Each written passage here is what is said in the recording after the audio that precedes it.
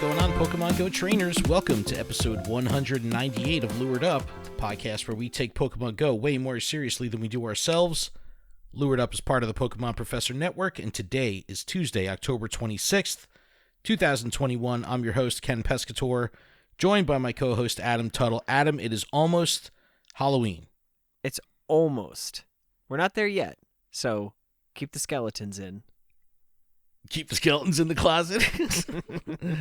Fuck that. Blow the doors off the closet. Get them skeletons out. Yes, get the skeletons out. Do you have Halloween plans? Not at the moment. Yo, the world is so crazy, man. Like, there is no Halloween anymore. It's like it just turned into like this weird Halloween month where kids have scheduled trunk or treats and events and stuff, and no one actually goes out on Halloween anymore. Like, I remember when I was a kid, back in my day when I was a kid, it didn't matter. Walk 10 feet in the snow. Dude, if Halloween was a Monday, a Wednesday, a Friday, Sunday, it didn't matter. Like, that was the day to do your trick-or-treating and, like, you know, go out. So it's super foreign to me now, this newfangled way of having Halloween, like, on a Thursday afternoon. It's like a lot. Thursday. Yeah, it's a Thursday afternoon, starting at like 3 p.m. after the kids get out of school, and it has to be done by 6. It's like, well, if I have Halloween decorations and lights and jack-o'-lanterns, I can't light them. I'm taking my son to a trunk or treat on Thursday. It's like we're gonna be done.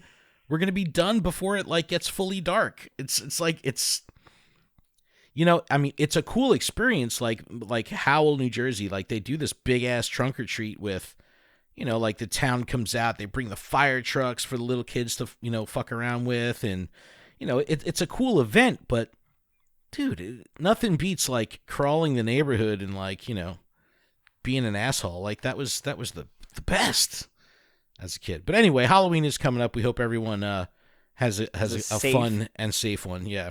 Yes. Check the candies. Make sure you don't get pot candies. Remember those those check PSAs for like yeah. Check for razor blades, and they're putting them THC gummies. I don't think anyone's giving them away, but they're definitely warning everybody about it. So now I understand why parents check the candy first. Yeah, exactly. Mom, why are there no gummy bears? I took them all just in case. Oh, but on today's show, we're going to recap the gameplay over the last week, including the second half of the Halloween event. We had Darkrai, Mega Absol. We have the November update. It's pretty large, giggity, and we'll run through that. It also follows the new blog format that we love so much that we've talked about. But we've got events like Dia de los Muertos. We have Shinx Community Day, a couple other things going on that they detail. And then we'll wrap up kind of after the break with, you know, Pokemon Go being added to the Play Pokemon Network. Adam, we kind of alluded to this. We had some info. Now we have additional info. Ooh. It's actually happening, and this is a very, very exciting I'm all time. For it. It really is a cool time. I think that... Can I just tell you that I've leveled up like 4 levels, and I won like 20 straight games? Oh, you mean rank? Your rank in GBL? Yeah. Oh, shit. Adam's on that tip. Yes. Yes. Yo, Philly Safari Zone. We're going to talk about that in a minute, too. But that's going to be a lot of fun. We're definitely going to play. But, all right, Halloween Part 2. This is the Ghoulish Pals portion of the Halloween event. It kicked off last Friday. It takes us through the end of the month. It had Phantump and Trevenant. We also had the new size mechanic and a collection challenge for Pumpkaboo and ultimately Gourgeist. We had Dark and Ghost Pokemon in the wild. We had Costume Pikachu and Piplup still around. It was also great to see Litwick again. That's always a good one, even though it can't be shiny. Raids were okay with the Ghost and the Dark stuff, but we did have Costume Drifblim still available in raids, so that was a chase for a lot of people. Darkrai and Mega Absol, like I said, were available up top. 7K eggs were shaken up. We had Spinarak, which I still didn't get the shiny, but we had Spinarak and Galarian Yamask kind of being my highlights in the 7K egg pool. But Adam, what did you think of the second half of the Halloween event? Did you play more so than the first part now that we had some new Pokemon? Like, how'd this week go for you?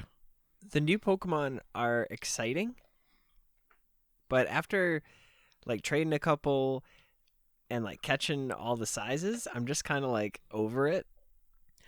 Because there's nothing to like go after. Like, yes, I'm still catching them. I'm just, if they're 3 or 4 stars or whatever, or I mean, obviously they're 4 stars, I'd keep them. But if they're not, I trash them. But Gotta you get them already got the candies while you spinner can. rack, right? Yes, I actually got a second one. Oh, nice. So your shiny chase for the event is for the most part over. Yeah. Now, Oh, and I got a Murkrow. I got a Murkrow too. oh, really?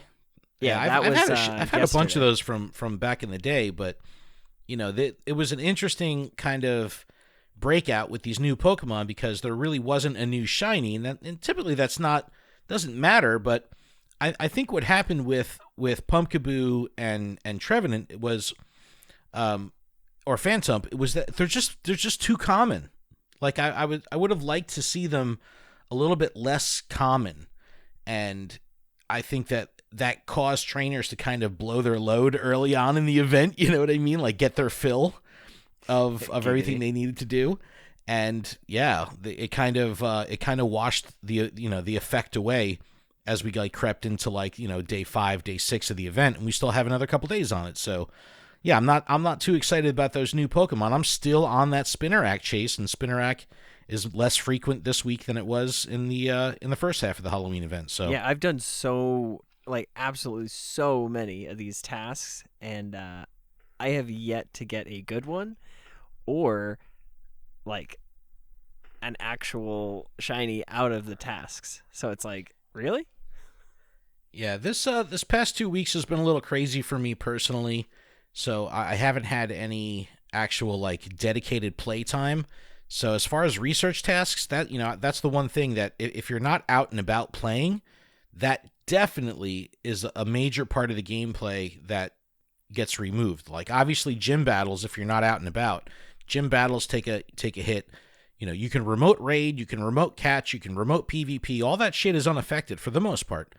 But the ability to get new research tasks and do gyms and stuff like that, it sucks when you're not out and dedicated and playing. So I haven't done many research tasks either. So it's been a slow, probably 2 weeks for me of gameplay. I mean, I'm still playing every day, of course. I wake up in the morning, I put the shit on, I don't turn it off till I go to bed. But I haven't had a chance to hit the town and put some miles under my feet. I just haven't had that. You just haven't lured it up. I have not, dude. I absolutely have not. Which is a total bummer because I'm anxious to. But we are going to be in Philly this weekend, and we'll talk about that in a second. But how have your you said you did the trades already for the Phantump and all that shit? Yeah, I did a couple. So did you do your evolutions yet, or no? Okay. So I haven't done my evolutions either. I know, but I figure you said you did the trade, so I was like, oh shit, maybe you did them. But I'm holding off to get the Dex entries in Philly, so I'd rather I want to get one from with some distance behind it for the trade with Jamal or Justin or Hitch. Yeah, I think that'll be kind of cool to hit those with the Dex there. But what about raids? Anything for you? Did you go after the Drifblim? Did you do I've Darkrai? done 2 Driflims. I've done 2 Darkrai's. I've done, I think, 2 Phantoms and 2 of the Pumpkaboos as well. In raids, really? Yeah, in raids. Well, it also helps that I work on top of a gym. Oh, Adam's got the good shit going so now. I'm actually yeah. utilizing my my daily raid pass. Yo, you need to put a S2 map overlay over that shit and figure out where your borders are and walk 20 meters from the nearest, waypoint and add some more shit. Because you probably have some stuff on that grounds that you could add as a stop. Possibly. Dude, definitely. You got a fucking sign out front, don't you? You're a cultural local hotspot, man. You got to take advantage of that shit. You run the fucking joint. Put a little statue in the fucking driveway. Go make a plaque in the back. Yeah. Oh yeah. What are you? Here what's lies Adam Billy doing today? Shouldn't he be in the back? He's in the what's back he doing up front? Carving a statue with a hammer and chisel. Yeah, I made this out of chocolate. Oh shit, that'd be fun as hell. No, but what about Mega Absol? Did you do any of And those? I've also Emo done, Absol? I think three of them. I've done 3 Absols. So I have this thing with megas, right? Like I really would prefer to do my initial mega on a hundo. So I don't have a good Absol to mega evolve. I'm really been trying to hold out for the hundo. You know, I'm creeping up on max mega energy for Absol, and it's like up on you. But it's just like I don't have the shiny, so I'm like, all right, fuck it, I'll do. I these have the raids. shiny. I do not, and I don't have a fucking hundo, so it's like, all right, I'm gonna hold on to all these. I'm gonna trade the shit out of them in Philly. You know, try to go lucky and get a hundo, because I'd really prefer to mega evolve the hundo and just have that shit, you know, tagged as such. But Emo Absol, like we've talked about this, you know, yeah, it's a pretty awesome dark attacker, you know, for PvE, but it doesn't add any new typing. We've talked about it, like it doesn't add any new type. We've had fairy and dark. Doesn't add anything to the table. Not really. Besides like the fucking emo hair that it brings, which is legit. Don't get me wrong, that shit is nice. But yeah, functionally, besides being like a solid, you know, PvE battler in its own regard, you know, I'd rather, you know, potentially use something different when I'm just worried about the buff, you know. But all of this is going to be culminating this weekend at Philadelphia for the Safari Zone. I'm super fucking hyped, Adam. Are you hyped? I'm hyped. All right, yeah, no, it's going to be a lot of fun. I've got my shirts. Adam ordered some custom fucking shirts. Special condition shirt, Pokemon Professor shirt. Yeah, I was just trying something different and doing some tests, so I hope they work out. They look good. Well, you got them in your hand. What do you mean? They did work out. They look great. Yeah, well, I'm just saying, like, people are going to be like, oh my God, I want that. And like, I want that. But if you're in Philly this weekend, I'm going to have to sail it off my back. If you're in Philly, definitely shoot us a DM, hit us up. We'll come hang, do a trade, and do a battle, do some raids, whatever it may be. It'll also bring be your deli birds with bows. It'll be the raid weekend. They're doing like that you know, special raid weekend where the Darkrai's and the Absols will be all over the place. So that's too dark. That's too dark for me. Too dark, too furious. So that means I have to wear my Emo's Not Dead sweatshirt. Adam is walking Emo's Not Dead. You should really get like put some eyeliner on also. Listen, when you just ranked up to rank 9 while podcasting, you're feeling big. You're feeling. I'm feeling. Why good. do you always play the game when we're fucking recording, dude? Like put the fucking game. Like if there's ever a time to not play the game, it's now. Put that shit down for a fucking hour. It's like I try to get Adam to play more. Play more in the outside world, not on the inside here. I play on the outside world, but it was raining and I was helping my grandparents today. Come on. Yo, we got 5 inches of rain last night overnight in Jersey. It was fucking terrible. We had crazy storms. All right, well, anyway, that's going to wrap up October, you know, leading us into Halloween. Like I said, I hope everybody does have a fun and safe Halloween. It's always good times. Watch Nightmare Before Christmas. Good shit. But let's talk about November. The blog has been updated. I alluded to it earlier. It follows the new blog format on PokemonGoLive.com. Huge shout out to Eric at Niantic. This is kind of his design, and it's fucking awesome. It just makes the information much easier to digest and find quickly. It's the fucking best. We've talked about the blog needing improvements for a while, and it's really good to see now that this is kind of being adopted as the constant with blog formatting. So definitely cool. But Vullaby is the November research breakthrough. Adam, what are your thoughts on that right out of the gate? Vullaby. I wasn't expecting that. I think it would have been better if it was like different regions got different ones. What do you mean? Well, like, you know how it's like a regional Pokemon in there? Wait. You said Vullaby? Yeah. Isn't that the bug? No, that's the fucking bird in the egg that's in 12K eggs. That's in the it evolves into the whatchamacallit. That's cool. That's exciting because all of them that have hatched are actual garbage. Hot garbage. But that doesn't make any sense. They should be at least decent because their IV floor is better. Oh no. Absolute garbage. Wow, interesting. I got like the lowest of the lows. So do you hold on to your 12K eggs? Like, do you kind of like bank them and pool them, or Nope. do you open them as they go? I just throw it in. Yeah. I just throw it into the mix. So for me, I think what makes me a little sour, not necessarily on the choice, but on Vullaby in general, is that I typically will stack all my 12Ks, and sometimes I end up with minimum of 3 at a time whenever I do hatch them, and it's like Vullaby, Vullaby, Vullaby. So I'm like, fuck Vullaby. You know what I mean? Like, it's just it gets kind of I don't annoying. know what you mean because I've only gotten a couple. Because Well, I what do see you them kn- so rarely. Do you not do Team Go Rocket? Not all the time. Well, Mandibuzz is a good Pokemon in PvP. Yes, that's what it evolves into. See, I thought we yeah. were talking about the Illuminize and that's That's why what you I said thought. Yeah. regional, Volbeat Yeah. and Illumise. because I was like, yeah, Gotcha. Volbeat. I was like, I don't have that one shiny. That would be cool. Gotcha. All right. Well, that makes more sense now. Now I Yeah. completely understand. Sorry to confuse everyone. Weekly 1 Pokecoin bundles are coming back every Monday. They'll include a remote raid pass and a couple other throwaway items, most likely. It's all about the raid pass. Sludge Bomb, Darkrai, and Mega Absol are going to actually stretch through the end of October and lead into the 5th of November. Remember the 5th of November.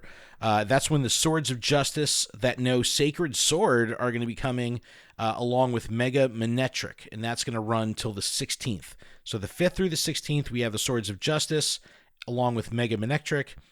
Then on the 16th, we get Cresselia and Mega Lopunny. That'll ride out the rest of the month. So That's cool. all right. Is it? There's no new raid bosses this month. The whole month is repeat bosses, which I'm not saying repeat bosses are a bad thing. Don't jump down my throat. No, wait a minute. But a whole month of it, there's no new bosses. Excuse my noobness on this one, but Zacian and Zamazenta, is this their like doggo form? No, where the fuck are you getting Zacian and Zamazenta? You said Swords of Justice. Yeah, they're That's not the immediately Swords of. They're not the Swords Oh my of Justice. gosh. Talk about Terrakion My and brain is Virizion. all over the place. Oh no! I'm talking about Terrakion. I still don't have Virizion shiny. Actually, hold on, let me look. So that's pretty much what this whole month is about, is shiny legendaries, because Darkrai with Sludge Bomb can be shiny. Mega Absol could be shiny. The Swords of Justice, yes, they're going to have Sacred Sword. All 3 of them can be shiny. Mega Manectric can be shiny. Cresselia can be shiny. Lopunny, the only one, right, that can't be shiny, right? Or can Lopunny be shiny? No. Yeah, can it? Can it? The Bunnelby. No, not Bunnelby. I've gotten all of these wrong. It's not Bunnelby. It's Baneri. Well, no, but Baneri can be shiny, but yes. Did they? I don't know. For some reason, I don't know. I guess Lopunny can be as well. But anyway, I hope so. If no not, new Pokemon, no new fucking raid bosses. So listen, I just looked. I don't have Terrakion either. So send me all the Terrakion raids. Send me all the Verizon. And by Virizion all raids. the Terrakion and Verizons, he means he's going to do 2. Hey, I'm gonna do them until I get the shiny, which is like 3. No, well, that's the thing. This month is, if you're a shiny hunter, this month is for you. Like, I just, I think that this is going to be a long stretch without a new raid boss. You know what I mean? Like, we're coming out of the Halloween event. I think it's fine. It gives us time to not deal with FOMO. I like these moments because it's similar to when the spawns go back to like nothing happening. Right. Okay. And it's like, I get it. We're there's all these different raids, but there's nothing happening, quote unquote, for raids. So, but you I can also raid as think much as that- you want, and you don't have to raid as much as you want. But I think Niantic knows that people have the same attitude, like you just said. You're gonna raid till you get the fucking shiny, and that means people will probably raid outside of their comfort zone and do more raids than they normally would, right? Like 20, I don't know 25 about that. I wouldn't go out of my way.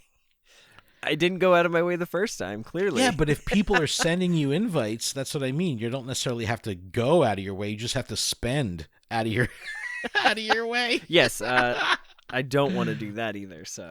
So I've been really good with spending coins, but I'm still spending the same amount of money. So, I'm kind of on the $20 to $40 a week habit right now, right? But I'm not spending all the coins. So I have these rollover coins. So like at any given moment, I've got 3,000, 4,000, 5,000 Pokecoins. And it's like, I kind of like having that surplus. So that way it's like, I don't feel bad when I'm buying another fucking 3-pack of remote passes or something like that. It's, I know I'm spending the same amount of fucking money, but it's just easier. It's less transactional. I'd rather just have this stockpile. So that's kind of where I'm at with spending, but yeah, I'd say I'm more of like a $20 for 2 weeks is good for me. Like I bought it because I'm now, like I said, I'm sitting on top of a gym, so I'm always spinning stops.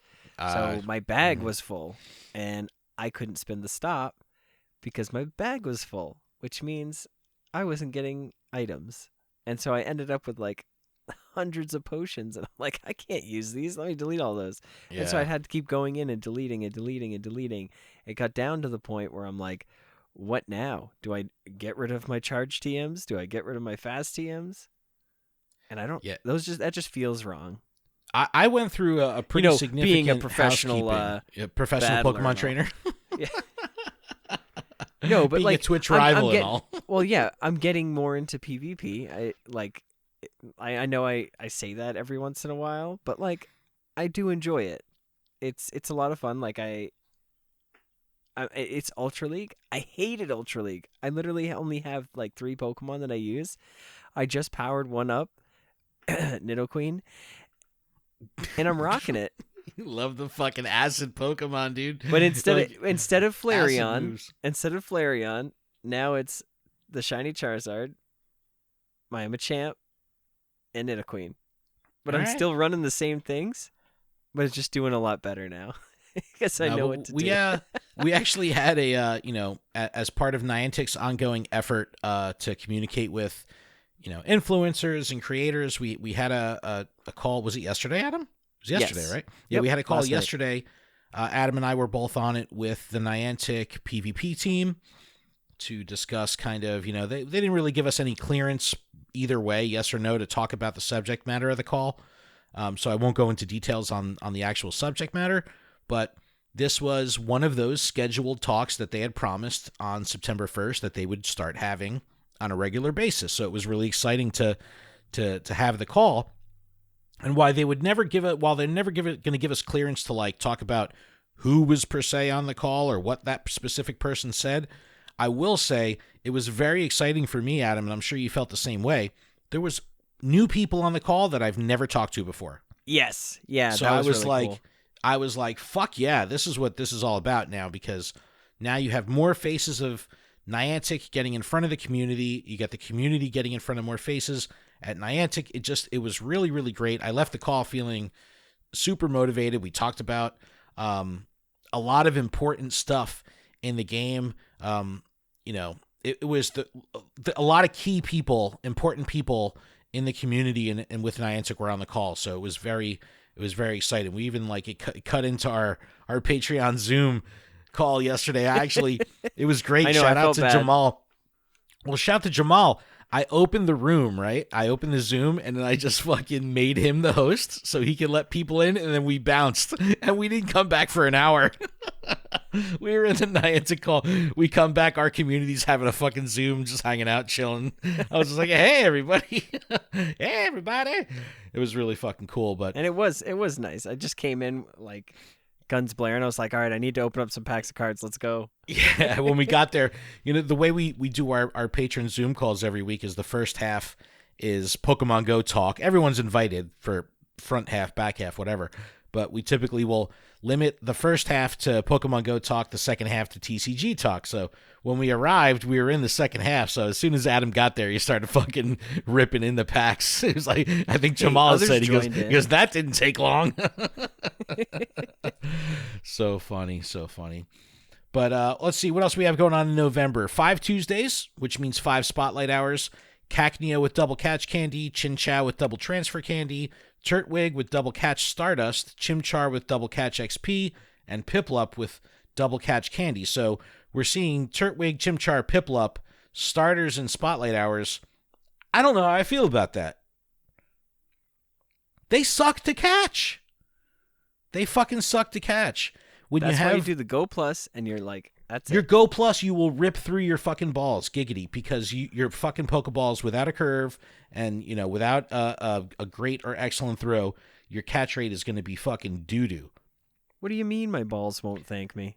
Dude, but because look, this is the other thing. In December, we have our recap fucking community day, right?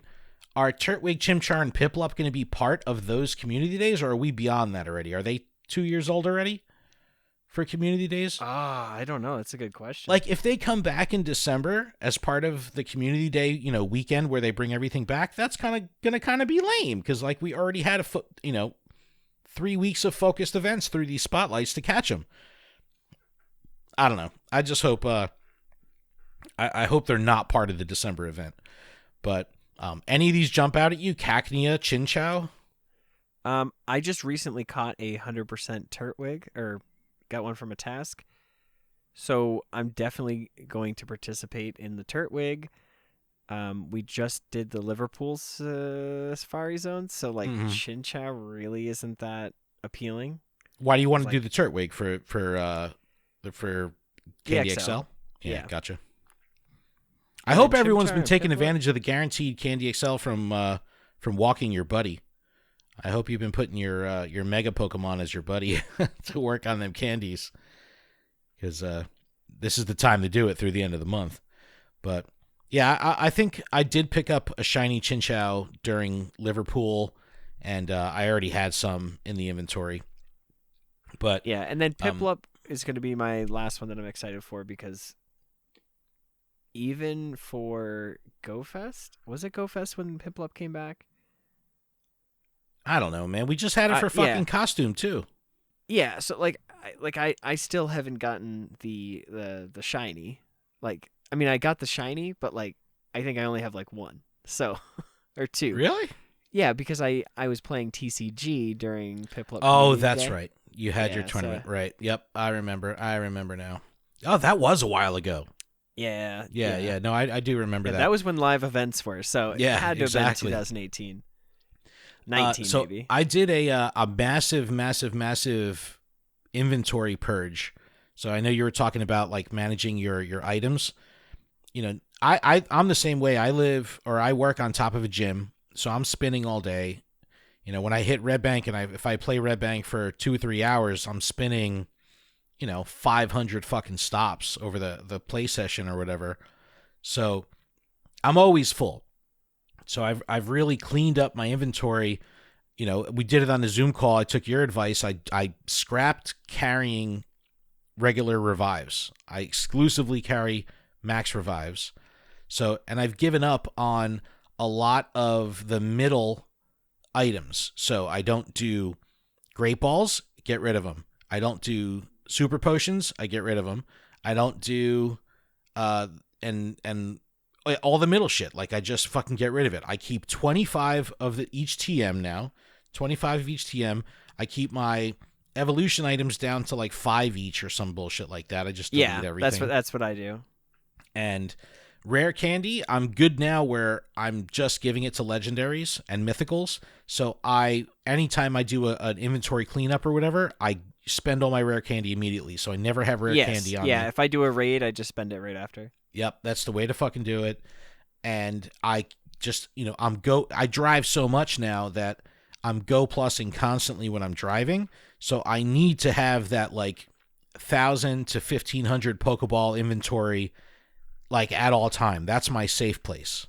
So I'll carry, 12, 13, 14, 1,500 Pokeballs, maybe 300, 400 Ultra Balls, and then the rest is a mix. And I'm constantly burying, so I keep, I try to keep those kind of low, but maintain my levels. When you have a gym that you could spin all day, it's like you end up stocking up on all these bullshit items. So it's like I love getting bullshit items as berries and not potions, because I'm just deleting the potions. With the berries, at least I could feed them to my defenders and keep the gym, red. You know what I mean? So like that's all good, but.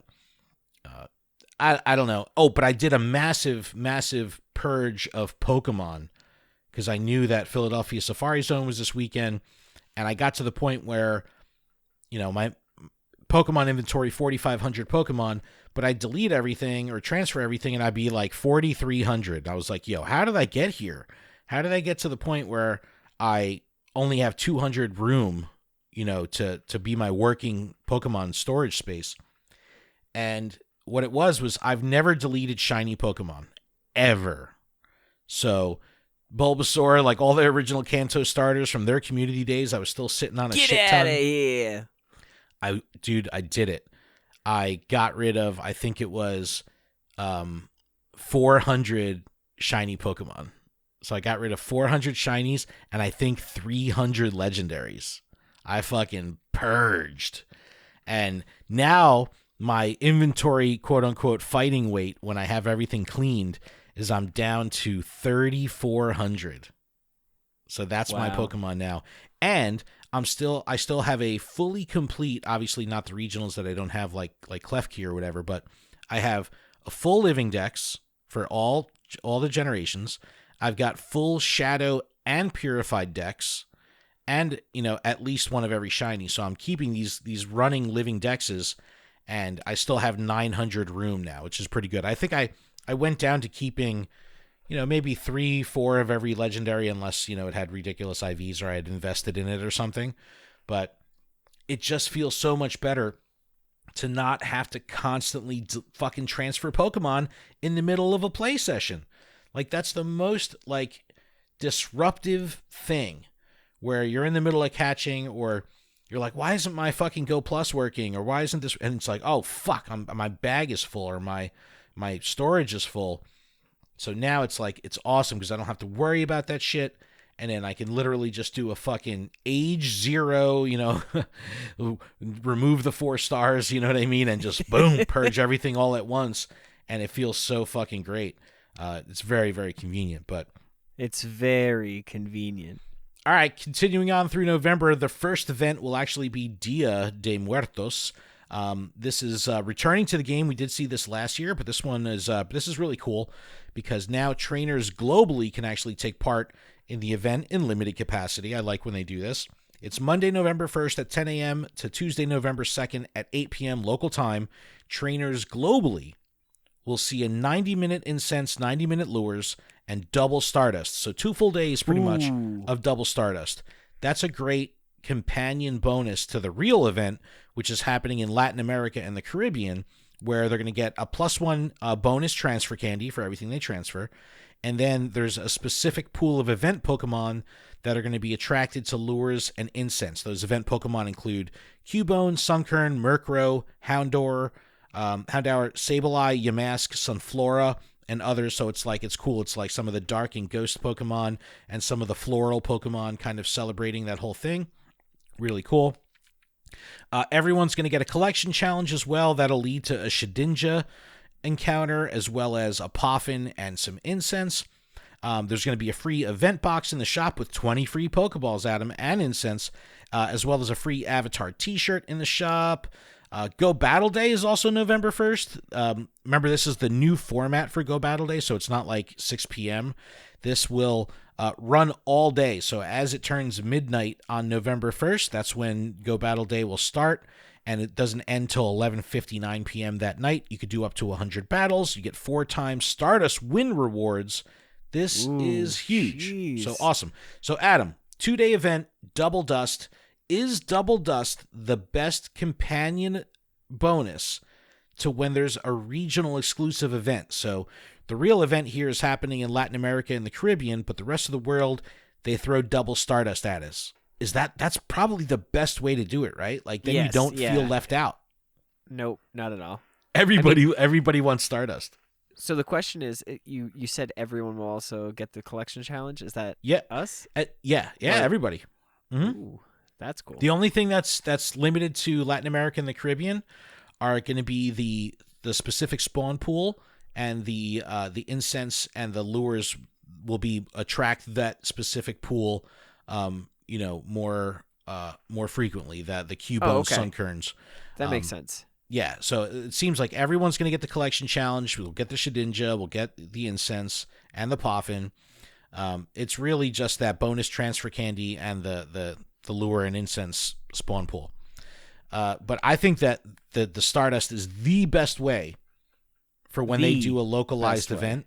Like, remember, what did they do? The Festival of Colors in India, right? Yes. Yep. Yeah. The Color Festival. Is that Holi? The Holi Festival, right? Yeah. Well, they didn't call it in game because that has a religious connotation, so they didn't call it that. They called it Festival of Colors. But yes, the Holi celebration. But they did. I think that was one of the first events where there was specific stuff happening in a certain region, and then there was also a global little tack on, that they gave us. I think that was the first event they did that. Correct me if I'm wrong. But I like this. You can't, There's nothing wrong with the fucking double Stardust for 2 days, so that's all good around. Nothing wrong with that.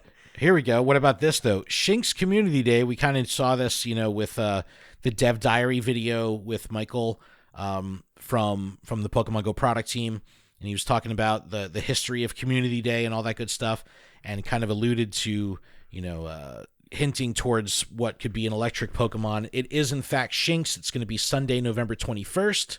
Luxray will learn Psychic Fangs, and shout out to the blog once again. The blog actually shares the PvP stats and PvE stats for Psychic Fangs.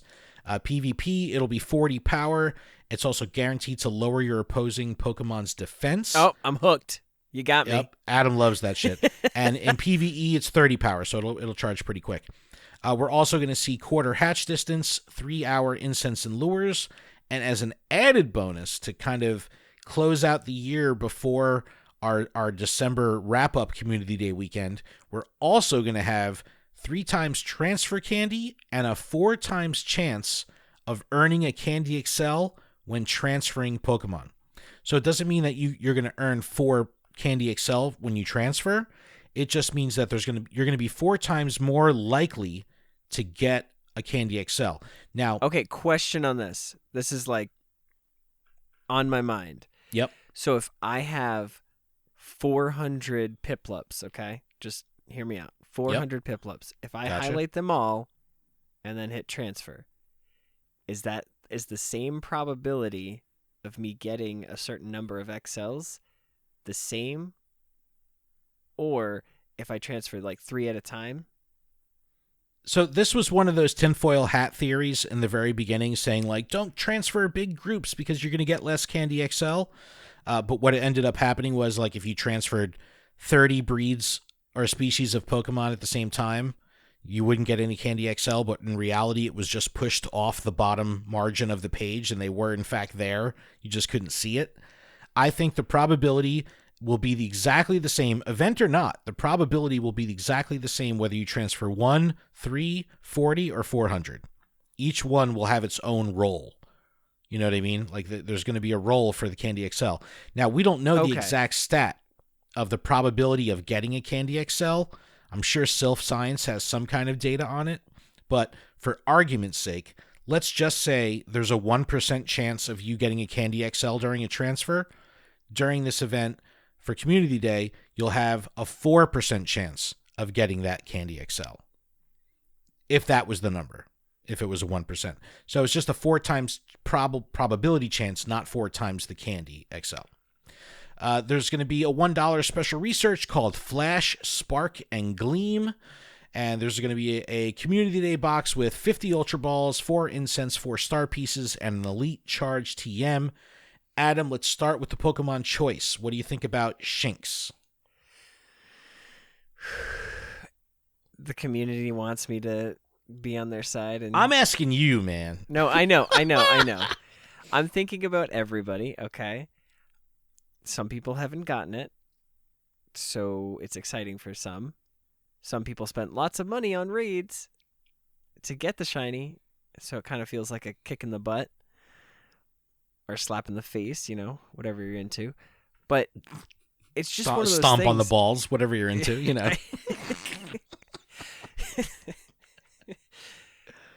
It's one of those things where I'm okay with the choice.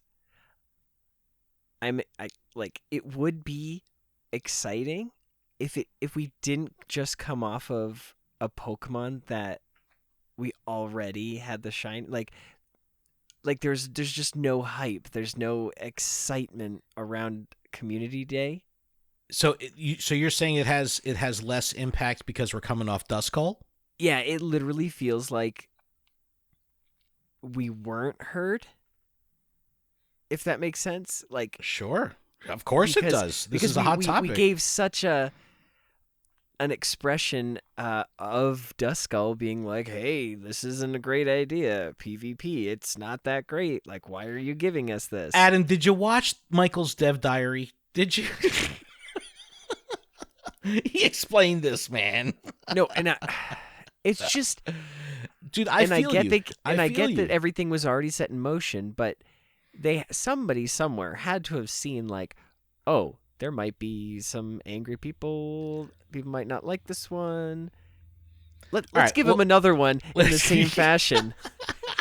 They spent money on the raids to get this exclusive Pokemon. Let's break down the potential issues here. It's an old ass shiny. Like, any way you look at it, let's just talk about the age. The shiny has been in the game a long time. It has been limited to raids. So this is clearly a case that you can't make everyone happy because, yeah, it's been in raids fucking forever, but that means there's going to be certain people that have spent a lot to get it, and then there's going to be those that don't do it because they don't raid. So it hurts one segment of the community, and it helps another. So there's definitely and we've learned this over time, there's no way to satisfy everybody, but it just sucks that the people that did spend money to raid this thing like crazy and get the shiny, yeah, it's a feels bad moment, but at this point, you gotta know that no matter what, everything in this game is gonna have multiple opportunities to catch. Like, this shit is all gonna come around. I totally get that. But it's the fact that we're coming off of one we already had that shiny, and we're getting it. Like, we got the Duskull. Like, I was genuinely excited for Duskull, even though, like, the mass majority of people were not that excited. Just because it was my first shiny, it holds a soft spot in my heart. Yeah. But it still wasn't that exciting. Like, just overall. Like, yes, the Stardust was there, but it just wasn't that exciting. And then we're going into a not exciting Community Day. Like, I'm never a fan of the quarter hatch distance bonus. Like, I don't think that, I mean, with the 6-hour Community Day, it helps a little bit. But when we used to get this bonus on 3-hour Community Days, it sucked. Like, how many eggs can you really fucking hatch in that limited, period? Well, if you spend more money on super incubators, you could hatch even more eggs. Yo, those Halloween boxes were fucking legit, dude. They were good, man. What do you mean They're still in the shop. Yeah, they're still there. Yeah, go get them while they're hot. Yep. But I don't know. Let us know what you think of Shinx. Of course, I mean, I love fucking Community Day for this reason. It always splits the community. So, it's always a fun topic. We used to love it because we got new stuff. We used to love it because we would go hang out with our fucking friends. There was just such excitement. Yes, but, like, there was excitement. Well, look. What Pokemon could they have chose? They could have given us Magnemite, and it's over the moon. Okay? I still don't have Magnemite. No. Look, believe me, I remember the excitement of, like, of getting Larvitar Community Day. Like, that was, like, fucking insane, Right? But it was because everyone got together. Like, think of even as recently as Gibble Community Day. People were so fucking hyped for that, and it literally brought everyone out of the fucking woodwork, and it was awesome. Exactly. It and felt then here like we a are. community day. Let's stay away from each other. Let's stay hiding indoors and play from home. Well, fuck That's that. Just, I know, but that's just what it that's feels my argument. like. But that's They're my like, argument don't get with excited. Duskull. But They're like like, don't get Duskull, excited. I'm Here's gonna a Duskull. play. Don't get excited. Here's a Shinx. Look, Duskull, I wasn't excited, but I still played the event. I still went out. Yeah. You know what I mean? So it's like, Well, it doesn't mean you have to go out. Stay 6 feet man, away. if you want to be the best there ever was, you have to go out. Use hand sanitizer. All right. Anyway, let's move on from fucking Community Day. There's also a tease in the blog. No. There's so many more. Like, honestly, name a Pokemon that they could have done that you'd be like, oh my god, that's so exciting. A Pokemon, like a new Pokemon? Any Pokemon that could be shiny. Put it this way. I'll put a blanket statement over it. I would feel more excited if it was any other Pokemon that we don't have the shiny of yet. I would be way more excited. Any other, if it's as long as it's a new shiny. And I understand that impacts the sustainability of the game and the longevity, but I would be more excited, hands down. I know that's detrimental to the longevity to say like, fuck, I want another new shiny, but I would definitely be more excited for sure if they fucking said anything. New shiny, because then we get the ancillary benefit of that thing then being a shiny in the game in perpetuity. It's not like they're going to take away a community shiny or limit that to an event. So it's like once that shiny's they were like, out, it's out. Community Day, Surskit Community Day, I'd be like, yes, let's go. It's a water bug. It could be shiny. Let's go. But no, we get Shinx. All right, we're moving on from Shinx. We can't move on. The community is upset. Listen, they also teased some additional events. We're going to have the Festival of Lights. That's running from the 5th to the 14th. Then to celebrate the release of Brilliant Diamond and Shining Pearl, there's going to be a celebration event. That'll run from the 16th to the 21st. Then we have a quote-unquote epic event coming from the 26th to the 29th. This is pretty cool. So through November, that's going to be the last leg of the Misunderstood Mischief Special Research, like the final 4 steps. We're at 12 of 16 now or something like that. So it's very important that you complete that special research by the time the 26th comes. Because if you have, it'll unlock an additional special research that will have some tie back to Hoopa. But it's only going to be available for those that completed the Misunderstood Mischief. So don't sleep on doing that shit. Finish that shit up. Keep current. But whoa, Adam, that was a lot of information. That was a lot of November right there. That was, in fact, a lot of November. So this is what I think we should do. I think we should take a break. Now for December Community Day. It's Pikachu! We kind of know what that's going to be. But let's take a quick break. We'll have a word from our sponsor. We'll go through our housekeeping, and then we'll talk about Pokemon Worlds and the Play Pokemon Network and all that kind of stuff. And then we'll wrap this shit up. What do you think? Sounds perfect. Let's do it. We'll be back right after this.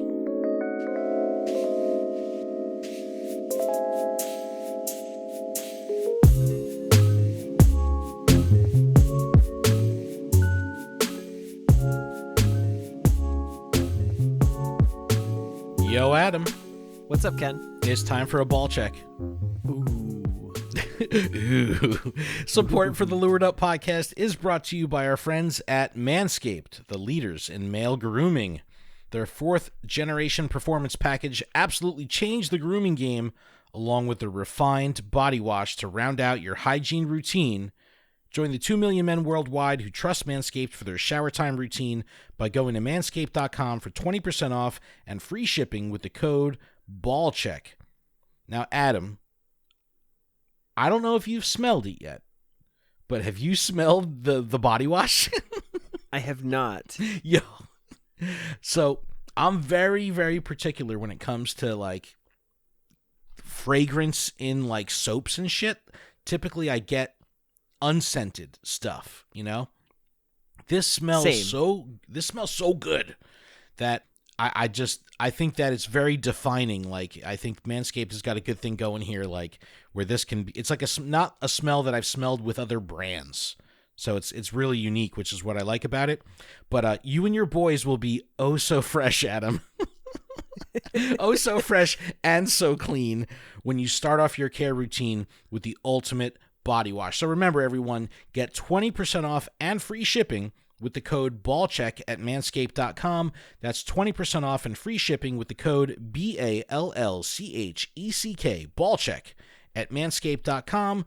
Keep your balls trimmed, fresh, and clean with Manscaped. All right, Adam, we got a couple bits of our own housekeeping to get through, and we'll talk about the evolution of the Pokemon Go competitive space. This is exciting times. But so exciting. This podcast is powered by Patreon. You can check ours out over at patreon.com/PokemonProfessor, where you can support this show for as little as $1 a month. And that $1 will get you access to our patron-exclusive Discord, which is a fantastic place filled with fantastic people. And all patrons are eligible to participate in our monthly PGO and TCGO prize tournaments. Registration is in the Discord. We hope to see you there. Our Lunar Cup is going down right now, as well as our first post-rotation TCGO tournament. So we got a lot of shit going on right now in the Discord. Make sure you check it out. Patreon.com/PokemonProfessor. Huge thanks to our Gym Leader tier patrons, Absolutely Ryan, Dig Dug Rob, Grant, Jamal, JD Mojo, Jojo, Magikarp DM, Talon, Tish, TN Comics Wiz, and Big Za Minus. And we had some new patrons this week. Shout out to Brian and Jackson for joining at the Discord tier, and Steven for joining at the show supporter tier. Thank you so much. And also, of course, special thanks to our executive producer, Paul Bott. And you can pick up our merch, PokemonProfessor.com/merch. Check out stuff for all the shows on the network and our trainers doing good charity stuff. It's all up there. But Adam, this is exciting stuff to close the show out. Play Pokemon. We've been waiting for this for years. We've actually been talking about this, potentially since the beginning, right? Yeah, I think so. Because I would be interested in going back and listening to like the early episodes when we talked about our login issues and all that kind of shit with signing in with Pokemon Trainer Club. I'm sure we talked about this, but it's here. Pokemon Go is added to the Play Pokemon roster for 2022. It's going to be amazing. And like I said, 2022, it'll be the first official year, but this year will be unique to future years to come because the entry level of these competitive in-person events will be at the regional level. So it's bypassing the local game store network that's currently built on the Play Pokemon platform. That's what like the TCG and even to some extent the VG uses to kind of filter through the competitors, and the competitors would earn points at these events, and that's what would get them an invite to regionals, then the national invitationals and internationals, and then ultimately worlds. Here, it's completely different, and I don't think anyone should get used to this because I can't imagine them doing this again in 2023 season. But registration is going to be coming in 2 phases. The first is going to be an early window for trainers that reach Legend rank in GBL Season 9, right? So we talked about this a little bit before, but right away, this slices 99.5% of the PvP populace out of the equation. And to be honest, it should, because we want the elite of the elite. The problem is, the season started months ago, and we didn't know this. So even if there was elite level battlers that would be interested in competing in Worlds, maybe they play PvP every day, all day, just not GBL. You know what I mean? Oh, so, yeah, like battling against other trainers? Yeah, and doing Sylph Cups and privatized stuff. Yep. So if they didn't compete in GBL, they could still be an elite level, PvP battler. But because they had time is limited. Yeah, exactly. And it's like, so I know plenty of people right now that are on the crunch to fucking hit Legend before the end of the season because they want a shot at this. Now, this is where things get interesting. That's the early phase, right? For people that hit Legend. Then there's going to be this open registration window, and we don't have the specifics yet. We don't have the dates. But there's going to be this open registration window to fill the remaining spots. That's the language they use. So if we're thinking about it, right, there's an exceptionally limited amount of trainers that are invited to regionals for the TCG and the VG. So if the entry level, the port of entry into Pokemon Go World Championships is regionals, we're probably only talking about a handful of trainers total at these events. Like, I can't imagine them saying, all right, 500 people registered to walk in through the door, and by the end of the day, we're going to get it down to our regional champion. No.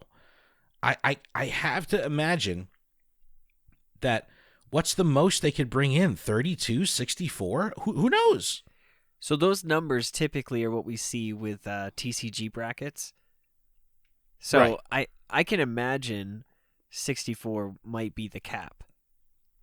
Because that, like, and then they could do 2 pods of 32, and, like, the winners of those move on. So that it keeps, like, they usually do pods so, like, it separates people and gives, 2 standings that they can move up from. But I think that would be the way to do it. But think like about it. Like, if I was then. thinking about it, and I am. I just don't know the impact of how this is going to penetrate Giggity, the overall populace of battlers. It's such a limited field, which I guess to test it out and to get things going, maybe it's good that it's that way.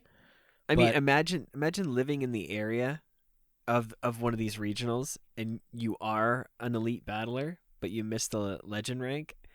And then you get there and you're like, I'm ready to go. That's what I'm saying.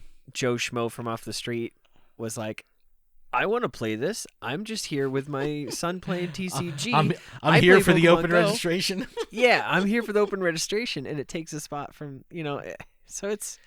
No, but that's what I mean. I believe this year is going to be an anomaly, the 2022 seasons. The first time, it's like, I'll allow it, it is what it is.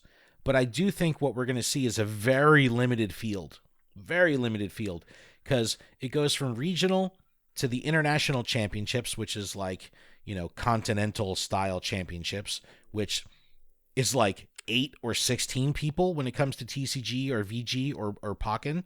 You know what I mean? So it's like, those are super small numbers. So it'll be very interesting. And then ultimately Worlds is going to be in London, I don't know how they're going to do it with what kind of field they'll be bringing into Worlds, but I'd imagine, if I was a betting man, that we're going to be getting info on this really soon. We know it's going to be Great League. We don't know anything else. We don't know if it's going to be like Show 6, Pick 3. We don't know if the teams are going to be unveiled before, if it'll be blind. We don't know any of that.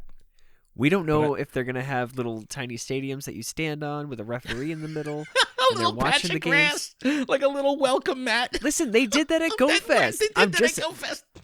I'm just saying, they should totally do that, because then it gives that like vibe that you're really in the battle,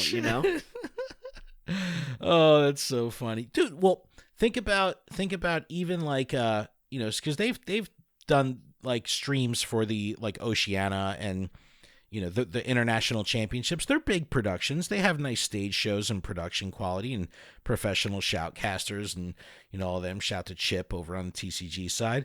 But it's like, I don't know. It's going to be very interesting to see how this plans out. We'll definitely follow up on this story once that additional information comes. But here's another caveat. So you need a Play Pokemon ID linked to your Pokemon Go account. All right. So we've got new glossary terms here. Play Pokemon ID. This is your competitive ID number that is generated through your Pokemon Trainer Club login. So if you have a Pokemon Trainer Club login, when you can navigate to the competitive side where you can ultimately link your TCG standings, your VG standings, and your Pokemon Go standings. So back in the day, I initiated my account on July 7th, 2016 with a Pokemon Trainer Club. So I have always had my Trainer Club ID linked with my Pigo account. Here's the curveball. if you created your account with anything but the Pokemon Trainer Club login, there's currently no way to add the Pokemon Trainer Club as a secondary or tertiary login method. So you can't currently link your player Play Pokemon ID to your Pigo account. But that linking method will be coming later this year. So they did say that, so fret not. Dates for regionals and international championships in the US, Canada, and Europe have already been released. The first one, Florida Regional.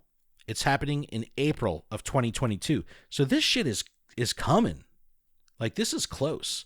And again, the legend rank that you know for the qualifier, that's season 9. Like, we're in season 9 right now. So it's like this is all going to be here before we know it.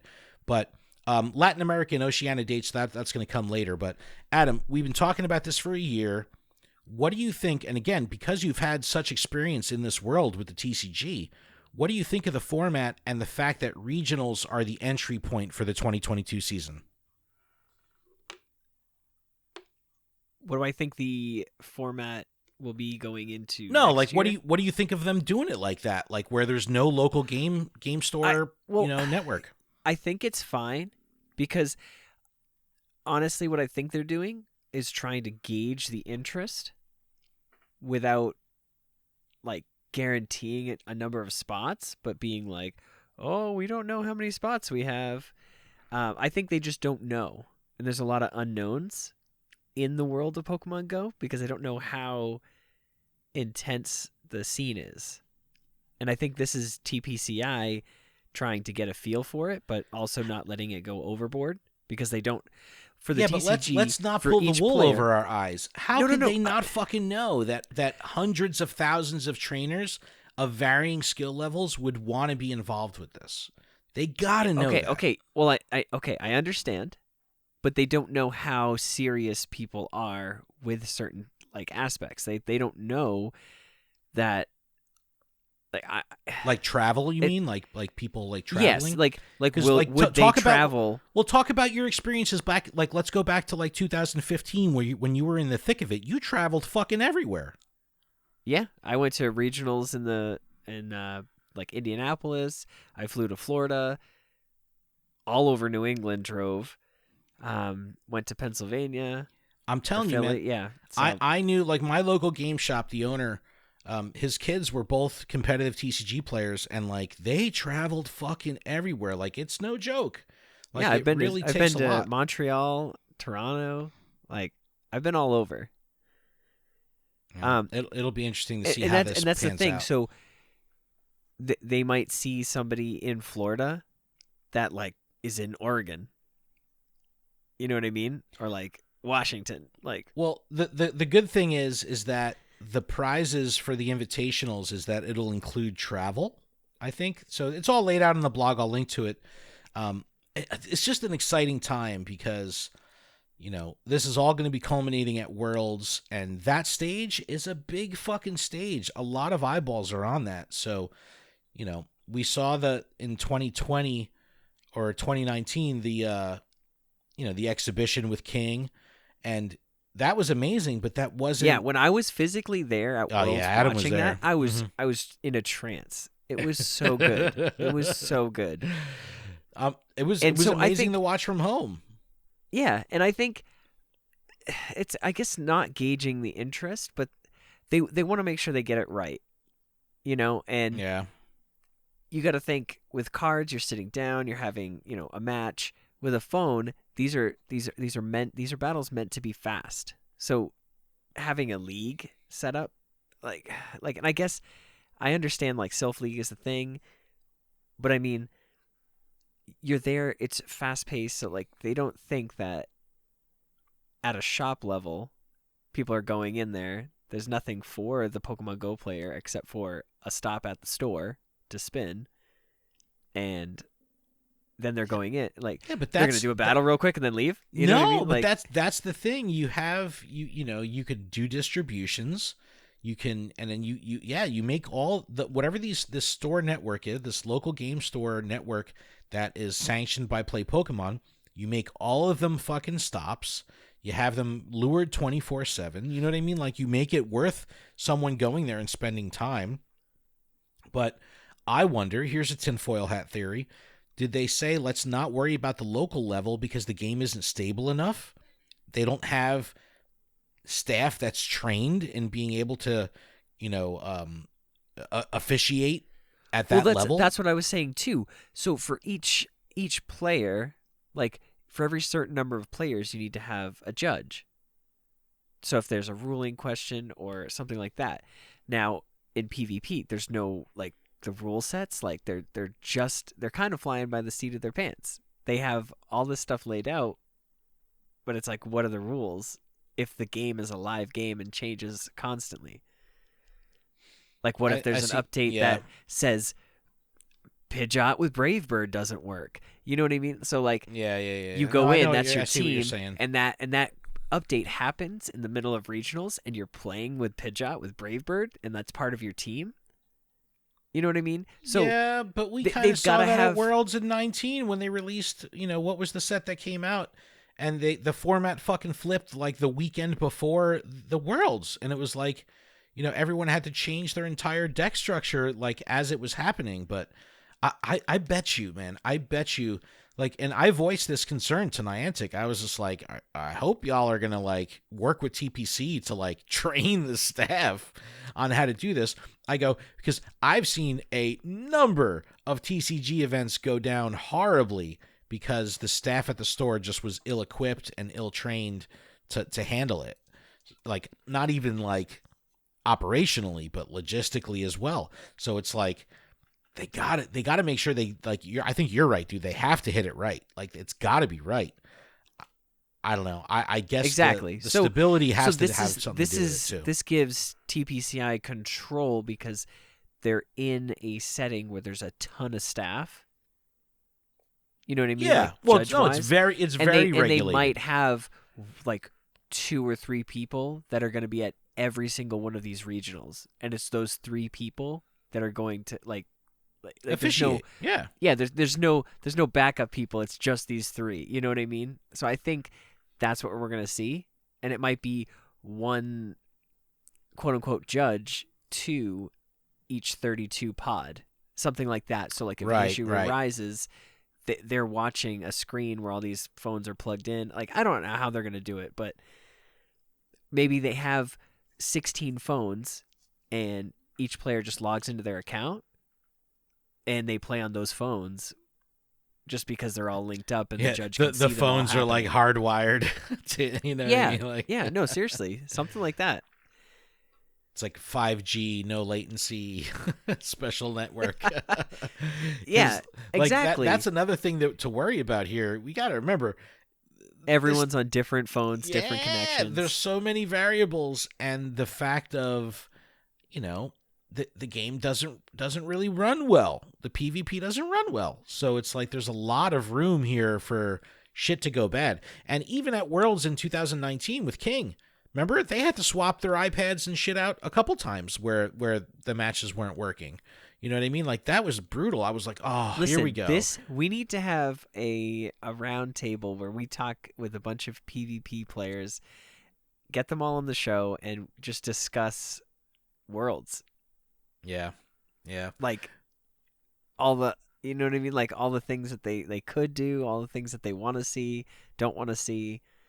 I'd be curious to be on that and like try to figure out what their mindset would be towards all this. But I mean, like, we've seen organizations like Go Stadium pull off huge fucking in-person events independently, right? Without budgets, without production crews, without paid staff, without security, all this crazy shit. Listen, the Mareep Up, that was live streamed, and that was fantastic. I had so much fun. I don't know how this is going to go at scale. I'm so fucking intrigued. I'm so excited for the future. And having this on the stage alongside TCG and VG and, Pokkins in the corner there. But it's like having it all together here. I just think this is so huge for Pokemon Go. It's very, very exciting. I'm super amped. And I just think this is a great opportunity for the game. And, we've talked about esports for just as long as we've been talking about play Pokemon, and this absolutely is the bridge, to put it on that stage. So Yep. Very, Now, very, the very question excited. is, it's like, oh, do I feel confident enough with my TCG deck to play, in the card game tournament, or do I feel more confident in PvP on Pokemon Go because I play it every day? They need to do But- an Iron Man competition, where round 1 is TCG, round 2 is VG, round 3 is Pigo. That would Oh be my fucking god, so that would be cool. insane. Imagine that. They're like, here's Pokken, here's VGC, here's Pokemon Go, That would be fucking here's the awesome. card game. So, and there's a lot to think about too, like, what can Pigo learn from the TCG as far as play Pokemon is concerned? What can they learn from the VG? It's going to be very interesting to see how this rolls out. It's exciting times, man. I'm fired up. But Adam, that's over an hour. We did it. We did it. Thank you, everyone. We appreciate you if you made it this far. Catch us in Philly this weekend for Safari Zone. We'll be there. Hit us up if you're going to be in Philly. Also, we're going to be doing something pretty cool on Saturday. That's our game day. That's the day we're actually playing. We're going to be setting up a TCG scavenger hunt in the park. Say what? You can find some special lured up / special conditions podcast TCG cards with a QR code that will be able to be redeemed for a prize. So keep a lookout, and if you find it, definitely hit us up on Twitter and or any of our socials for that matter. But scan the QR code; it'll take you to a redemption page, and you can win some stuff. So very exciting stuff in Philly. Make sure you check it out. But you can email us, info@luredup.com. You can check out our website, luredup.com. The Pokemon Professor Network can be found at PokemonProfessor.com. You can leave us a voicemail, email, text, all that good shit. 732-835-8639. Adam, is that it? That's it. Keep training, trainers. Have a great time in Philly, and we'll see you next week.